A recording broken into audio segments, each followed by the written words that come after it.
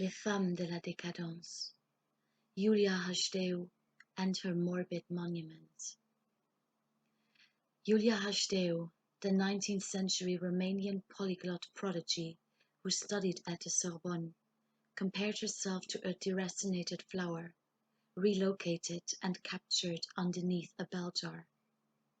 Iulia's poetry is haunted and liberated by the knowledge of her impending and untimely death. Her 18-year-old body suffers from tuberculosis. Her sickness fuels the lines she writes, and as her health declines, the weight of her words flourishes. She expels death from her body before it engulfs her, and as she writes her fate out of her system and makes peace with her upcoming demise, someone close to her cannot bear the thought of losing her, someone obsessed, someone possessive, someone who cannot stomach the grief that is awaiting him. Her father, the philologist Bogdan Haşdeu. Her tomb is burdened by symbolism, evoking all signs of her traces on earth, her life, not her death, with the most striking feature being a clock halted at the time of her death, the time when her father did not manage to part ways with her, the moment when his arms would stretch out to reach for her forever, trying to pull her back into his abandoned and collapsed life.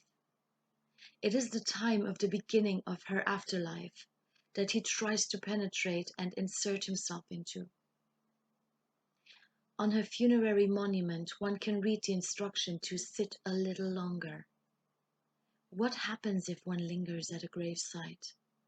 Is there something stirring whilst one waits? What moves around someone who takes the time to sit down and observe? One who is on the brink to leave, maybe out of fear, maybe out of disheartenment, maybe out of skepticism. Will the patient onlooker be drawn into a father's occultism, spiritualism, desire and fantasy, or into a diseased daughter's incapability to escape the earthy shackles demanding her to remain close by? At the bottom of the monument, an open-mouthed skull is cast in stone. A text surrounds it, exclaiming, "Let the swallow build its nest." A juxtaposition that, as one stares into the blackness of the dead gulp, death and life are intertwined, love and the afterlife, father and daughter, rebirth and invisibility, loss and regeneration. The father's post-mortem adoration, idealization and glorification of his daughter went as far as having her sarcophagus expose her embalmed face through a glass wall for everyone to look at, until superstitious grave robbers stole her skull and it was never found again. Her burial place became not only a symbolical pilgrimage site, but also an attraction for thieves, as many elements of the carefully composed structure went missing over the century.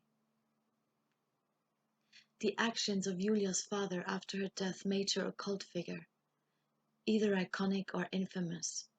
All the inexhaustible energy that Bogdan put into the idea that she was not entirely gone, that she was, in fact, still communicating with him, whispering to him from the netherworld, telling him to build her a folly mausoleum above ground in the middle of a lively town, as large as a house for the living, decorated with all of her belongings, a piano that she brought to life, portraits of her, books and objects, dolls, things that she touched and put her dreams into, all of which her father could collage together and absorb in the hope to recapture her, to keep her contained and animated behind the bars of the windows, the opposed mirrors in between doors, the hole that he'd look through during his countless seances.